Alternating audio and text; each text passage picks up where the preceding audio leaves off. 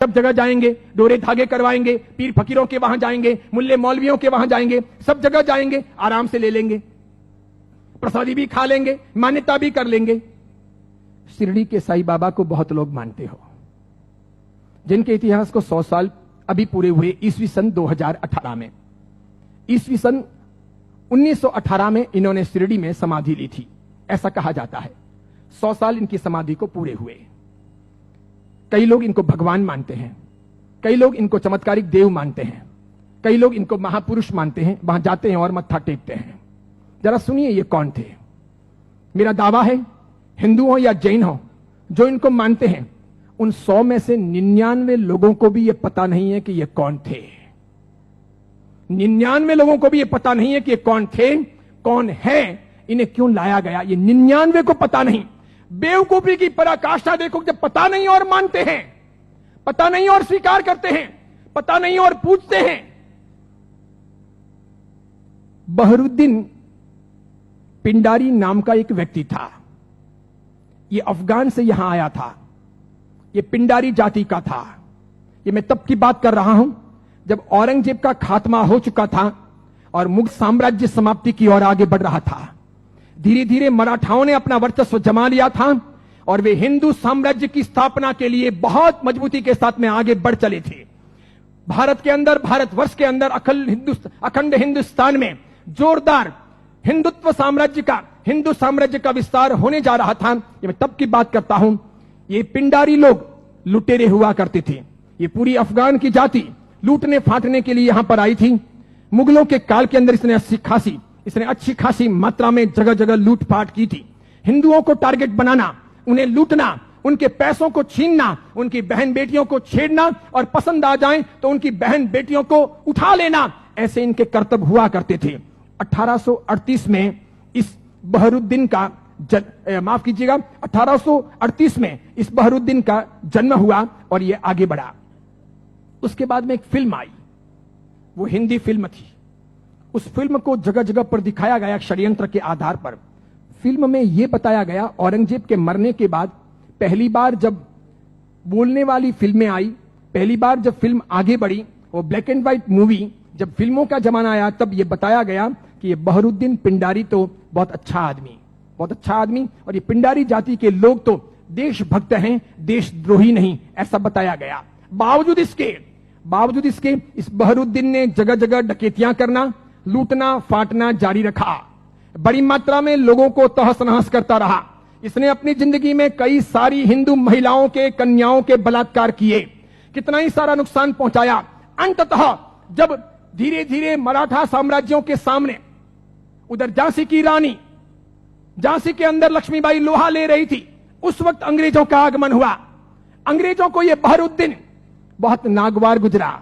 इन्होंने जैसे तैसे करके इस बहरुद्दीन को भगाने के लिए, पकड़ने के लिए खूब कोशिशें की। यह बहरुद्दीन बेस बदल करके भागता हुआ अहमदनगर आया, जिसे नगर कहा जाता है, महाराष्ट्र का बहुत बड़ा एक शहर है। अहमदनगर आया और सुनिए, इतिहास ये कहता है कि यह बहरुद्दीन पिंडारी अहमदनगर के अंदर एक वेश्या के घर रहा। उस वेश्या को अपना बना करके उसने वहीं पर अपना आशियाना बना लिया वेश्या के साथ। आगे जाकर उसने शादी की या नहीं की, इसका कोई सबूत नहीं। वेश्या के साथ रहते रहते 2 संतानों का जन्म हुआ। एक था लड़का जिसका नाम रखा गया चांद मियां। बहरुद्दीन ने अपने बेटे का नाम रखा चांद मियां। थोड़ा बड़ा हो जाने के बाद में बिना पढ़ाई लिखाए इस चांद मियां को अपनी डकैतियों में जासूसी के तौर पर बहरुद्दीन पिंडारी ने उपयोग करना प्रारंभ किया। जगह जगह ये चांद मियां, छोटा सा बालक, एक चद्दर लेकर के भिखारी के तौर पर फटे पुराने कपड़े पहन करके अलग अलग जगह पर बैठता, बाजारों में बैठता, आए गए माल की वगैरह बातमियां लेता, किसके घर में क्या आ रहा है जा रहा है ऐसी कोशिश करता और समय समय पर कभी दिन में, 2 दिन में, 5 दिन में, 10 दिन में अपने पिताजी को, बहरुद्दीन को समाचार पहुंचाता कि आज इस घर में इतना माल आ रहा है या यहां इतना सामान आया है। और इस प्रकार डकैतियों का मामला आगे बढ़ता कि यहां कोई सुरक्षा के प्रबंध नहीं होते हैं, कोई पहरेदार नहीं होते हैं, ये चीज चलती रहती। अंततः परेशान होकर शंकाओं के आधार पर अंग्रेजों ने बहरुद्दीन को तो भगाया, आगे जाकर वो अफगान चला गया, उसकी मौत भी हो गई। चांद मियां, उसका बेटा, छिप छिप करके रहने लगा, बड़ा होता गया। एक दिन अंग्रेजों ने उसे पकड़ा, जेल की सलाखाओं के पीछे डाला। 8 साल तक ये चांद मियां जेल में रहा, अंततः यह छूटा। मराठा ताकत के साथ में अंग्रेजों का मुकाबला कर रहे थे। झांसी की रानी भी किसी भी हालत में अंग्रेजों को घुसने नहीं दे रही थी। अंग्रेजों को लोकल गुंडे चाहिए थे इन लोगों के सामने लड़ने और इनको परेशान करने के लिए। चांद मियां ने पैसे लेकर के झांसी की रानी के खिलाफ में अंग्रेजों के पक्ष में गुंडों को इकट्ठा करने और लड़वाने और मगजमारी करने के लिए तैयारी दिखाई। अंग्रेजों ने अच्छे खासे मोटे पैसे चांद मियां को दिए। ये चांद मियां महाराष्ट्र से ठेठ झांसी गया। अंततः अंग्रेजों के हाथों झांसी की रानी लक्ष्मीबाई को मरवाने में इस चांद मियां की भी भूमिका रही।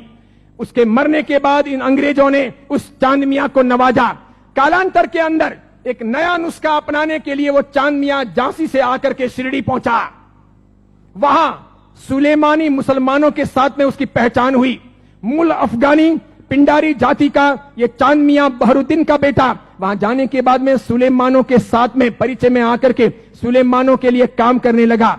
मुसलमानों की ये सुलेमानी जाति षड्यंत्र पूर्वक हिंदुओं और मुसलमानों के बीच के भेद मिटाने और धीरे धीरे इस्लाम का भीतर से प्रसार प्रचार करने का कामकाज संभालती थी।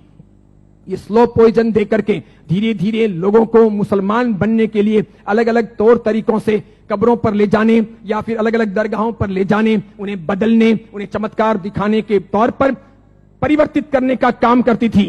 उनको ये चांद मियां मिल गया। वहां इसके लिए एक मस्जिद बनाई गई। मस्जिद का नाम हिंदू रखा गया, इस्लाम की मस्जिद नहीं रखी गई। लोगों को भ्रमित करने के लिए मस्जिद का नाम इस्लाम नहीं रखा गया, मस्जिद का नाम हिंदू के तौर पर रखा गया। इस इंसान ने अपनी जिंदगी में कभी कुछ काम किया हो, कोई साधना की हो, कोई धर्म चलाया हो, कोई धर्म ग्रंथ लिखा हो, कोई बहुत बड़ा व्यापक काम किया हो, ऐसा एक भी उल्लेख आज तक भारतीय इतिहास में नहीं है। सुनिएगा, यही चांद मियां सुलेमानों के परिचय में रहने के बाद धर्म परिवर्तन करवाने, चमत्कारों के आधार पर लोगों को भरमाने के लिए साई बाबा बनाए गए। इसी चांद मियां का नाम आगे हुआ साई। किसने नाम दिया? सुलेमानों ने। उसके लिए एक मस्जिद बनाई गई। बाद में वो हिंदुओं और मुसलमानों के बीच में सामंजस्य स्थापित करने के लिए फरिश्ते के तौर पर प्रस्तुत किया गया। देखिए आप एक मजे की बात, ईस्वी सन 1918 में इसने समाधि ली। उसके पहले फिल्में जब आती थी तब हिंदुओं और मुसलमानों के बीच का बहुत बड़ा भेद था, बहुत भेद। हिंदू मुसलमानों को पसंद नहीं करते थे भारत में, और मुसलमान हिंदुओं को पसंद नहीं करते थे। मुसलमानों को ईश्वर के नाम से बहुत एलर्जी थी, हिंदुओं को अल्लाह के नाम से बहुत एलर्जी थी। अगर आप थोड़े बहुत भी अपने प्राचीन काल में जाएं, मेरे जमाने के आसपास पहुंचे, ईस्वी सन 60 और 70 के दशक में पहुंचे, ईस्वी सन 1960 1970, और तब के जमाने में जितनी फिल्में आई तो फिल्मों में कहीं ना कहीं अल्लाह लाने पड़ते थे या फिर ईश्वर लाने पड़ते थे। बिना उनके काम चलता नहीं था। इन फिल्मों के आधार पर ही फिल्में हिट होती थी, फिल्में चलती थी।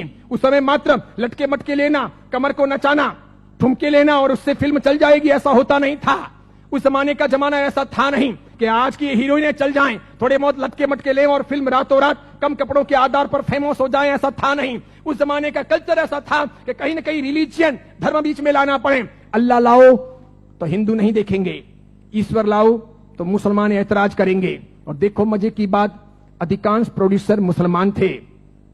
अधिकांश पाकिस्तान से, सिंध से, पंजाब से और कश्मीर से आए हुए हीरो और हीरोइन ये भी मुसलमान थे।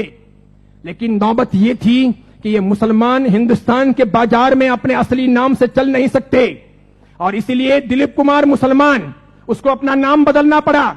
मीना कुमारी मुसलमान, उसको अपना नाम बदलना पड़ा। सुरैया देवानंद से शादी करना चाहती थी, लेकिन मुसलमान होने के नाते स्वीकार नहीं किया गया। पिता ने अनुमति नहीं दी कि हिंदू के साथ शादी नहीं हो सकती, उसे भी अपने नाम बदलने पड़े। 15-20 से अधिक ऐसे हीरो हीरोइन हैं 1960, 1970 और 1980 के दशक के, 1960, 1970 और 1980 के दशक के जिन मुसलमानों को मार्केट में चलने के लिए, स्ट्रेटेजी बनाने के लिए अपने नाम बदलने पड़े। वो मुसलमान थे, उनको हिंदू दिखावा करना पड़ा। इधर देखो, जावेद अख्तर हो, सलीम खान हो, नौशाद हो और महमूद खान हो, ये सभी ऐसे प्रोड्यूसर थे जो जन्म से मुसलमान थे, इरादे से मुसलमान थे, हैं भी। इसके सिवाय अन्य अन्य आए और इन लोगों को अपनी फिल्में चलानी थी। इन लोगों ने एक तौर तरीका चलाया कि मुसलमान होने के नाते हिंदुत्व का समर्थन कर नहीं सकते और हिंदू देवी देवताओं को अपने को भ्रष्ट बताना है। क्योंकि आप पुरानी फिल्में देखिए और आज की फिल्में देखिए, किसी भी अल्लाह को कभी गाली नहीं दी जाती, किसी मस्जिद के ऊपर सवाल नहीं किए जाते, कभी कुरान के बारे में कुछ बोला नहीं जाता। लेकिन हिंदू देवी देवताओं की फिल्मों में मजाक होगी। किसी भी हिंदू देवी देवता को मानने वाले पंडे पुजारी को भ्रष्टाचारी, नालायक, रैप करने वाला बताया जाएगा। लेकिन किसी पादरी को, किसी भी मौलवी को रैप करने वाला या भ्रष्ट काम करने वाला नहीं बताया जाएगा। ये सब योजनाएं थी, वो मुसलमान प्रोड्यूसरों ने आगे बढ़ाई। बढ़ाते बढ़ाते उन्होंने वहां बढ़ाई कि उन्होंने देखा कि किसको लाया जाए। तब उन लोगों को साईं बाबा को लाना ठीक लगा कि ये है तो मुसलमान, लेकिन हिंदुओं के बीच में खप जाएगा। है मुसलमान, हिंदुओं के बीच में बिक भी जाएगा। है मुसलमान, हिंदू मुस्लिम के बीच में अपना रास्ता अच्छा सा तय करवा देगा। तो पहली आई 1977 में फिल्म अमर अकबर एंथोनी। ऋषि कपूर ने उसमें इस साईं बाबा के नाम पर एक लाजवाब गीत गाया, हाथों हाथ वो बिका। फिल्म बहुत चली। देखो आप, फिल्म हिट हुई, बाबा भी हिट हो गए। फिल्म हिट हुई, बाबा भी हिट हो गए। मुझे यह बताओ, साईं बाबा का कौन सा धर्म ग्रंथ है? उन्होंने अपनी जिंदगी में, ये चांद मियां ने जो 8 साल तक जेल रहे, पिताजी के लिए जासूसी का काम किया, अंग्रेजों के हाथों बिके, झांसी की रानी लक्ष्मीबाई को मरवाने में जिसकी भूमिका रही, मराठाओं को बदनाम करने के लिए उसने बहुत काम किया, मराठाओं के स्वाभिमान को तोड़ने के लिए उसने बहुत काम किए, बहुत काम किए। क्योंकि मराठा एकदम पक्के कट्टर हिंदुत्ववादी, उन्हें यह मंजूर नहीं था, तो उनके स्वाभिमान को ठेस पहुंचाने के लिए उसने बहुत काम किए। और उस आदमी को रातों रात साईं बाबा बना दिया गया, महिमा मंडित कर दिया गया। कैसी जोरदार ये सेल्स पॉलिसी थी, हाथों हाथ बाजार में बिके। कैसे बिके कि जब पहली बार 1918 में इन्होंने समाधि ली, तो 1918, 1919, 1920, 1921, 1922 का ऑडिट देखिए, तो इनके शिरडी के साईं बाबा मंदिर का ऑडिट का आमदनी का स्रोत है 1800 रुपए, 2000 रुपए, 2500 रुपए, आखिर में है 3200 रुपए।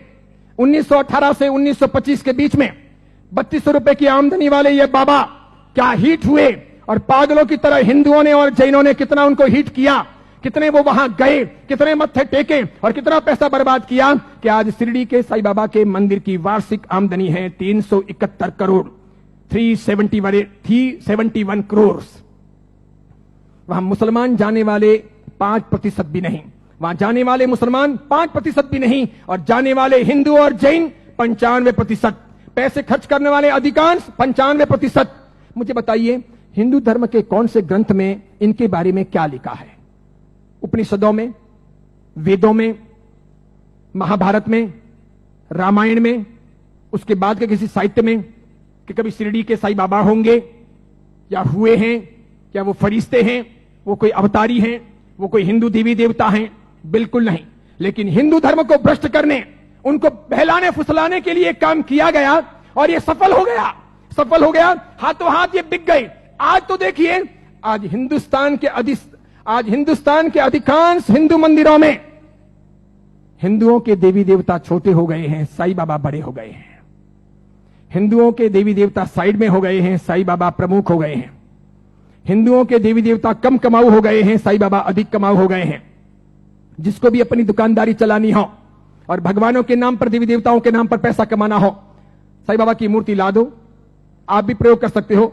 दुकान बराबर नहीं चलती हो तो दुकान के बाहर बिठा दो, धनाधन उसका गल्ला अच्छा चलेगा, आपकी दुकान के गल्ले से भी अच्छा। बस ऐसी बात हो गई। चमत्कारों के तौर पर मुझे बताइए कि उन्होंने क्या किया, उनसे क्या हुआ। बताइए कि शिरडी जाने वाले सभी लोग अमीर हुए, सभी की गरीबी दूर हो गई, सब लखपति करोड़पति हुए, अरबपति हुए? क्या सभी के दुख दूर हो गए? जो जो वहां गए और हर साल जाते हैं, क्या वे बीमार नहीं पड़ते? क्या उनके घर में बाल बच्चे बराबर पैदा होते हैं, वे वांझिए नहीं रहते? क्या उनके वहां पर किसी का एक्सीडेंट नहीं होता, दुर्घटना नहीं होती? क्या शिरडी जाते हैं और मानते हैं उनके सब ख्वाब पूरे होते हैं? बताइए मुझे। और दूसरी बात, एक जैन परंपरा में जन्म लेकर, अरिहंत को मानकर, सुदेव सुगुरु सुधर्म के आधार पर चलकर आपको कौन सा दुख हुआ, कौन सी भीख मांगनी पड़ी, कौन सी तकलीफें हुई? अरे मजारों पर जाकर अगर बीमारियां दूर हो सकती थी, कब्रिस्तानों पर जाकर अगर बीमारियों से हम मुक्त हो सकते थे, या शिरडी के साईं बाबा के वहां पर मत्था टेक करके हम अपने रोगों से मुक्त हो सकते थे, तो फिर बड़े बड़े अस्पतालों के निर्माण की आवश्यकता क्या थी? बीमारियां जब मजारों पर और शिरडी के साईं बाबा के वहीं पर दूर हो जाएगी, तो फिर अस्पतालों की जरूरत क्या है? कितनी बड़ी मात्रा में हिंदुओं का शोषण हो रहा है। देखना आप, आने वाले कुछ समय के बाद हिंदू धर्म दो भागों में बंट रहा है। आज मैं उद्घोषणा कर रहा हूं, यह बहुत बड़ी भविष्यवाणी है। इन दोनों के बीच में गहरा संघर्ष चलेगा और इन दोनों के बंटवारे में, इन दोनों की लड़ाइयों में दूसरे धर्म के लोग हावी हो जाएंगे। वे अपना रास्ता तय कर लेंगे और इस प्रकार उनका षड्यंत्र सफल हो जाएगा। आगे जाकर के अब दो प्रकार के हिंदू आपको देखने को मिलेंगे। हिंदू धर्म दो भागों में बटेगा, एक साई भक्त हिंदू, दूसरे सनातनी हिंदू।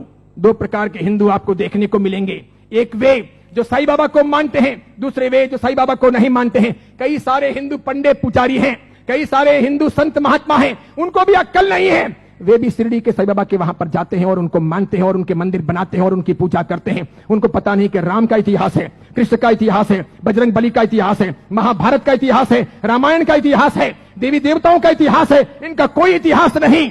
ये हिंदू नहीं, ये साधक नहीं। जैन साधु साध्वी भी शिरडी जाते हैं तो यदा कदा दर्शन करने के लिए वहां चले जाते हैं और कर्म फोड़ के चले आते हैं। कितने बेशर्म होते हैं ऐसे जैन साधु साध्वी। क्यों उन्होंने पंच महाव्रत लिए हैं? क्यों उन्होंने सफेद कपड़े पहने हैं? मैंने कितने ही अलग अलग अपने संप्रदायों के जैन साधु साध्वियों को यात्रा के दौरान शिरडी जाते हुए देखा। वहां जैन मंदिर भी है, उपाश्रय भी है, स्थानक भी है, और उसके बाद में कभी न कभी वहां के श्रावकों को कहकर या अपने चेले चपाटियों को साथ में लेकर वे शिरडी के साईं बाबा के मंदिर में दरबार में चले जाते हैं। जिस इंसान ने बलात्कार किया हो, डकैतियां की हो, चीना झपटी की हो, जिसने झांसी की रानी को मरवाया हो, जिसने हिंदुत्व का नाश किया हो, जिसका ऐसा कामकाज रहा हो, उसको रातों रात फरिश्ता बनाया गया हो और उसे हम पूजे। ये कौन से देवी देवता हुए? ये कौन सा चमत्कार हुआ? ये क्या क्या साधना के उच्चतम बिंदु हुए? बताइए, आदर्श कहां है? नैतिकता कहां है? योग्यता कहां है?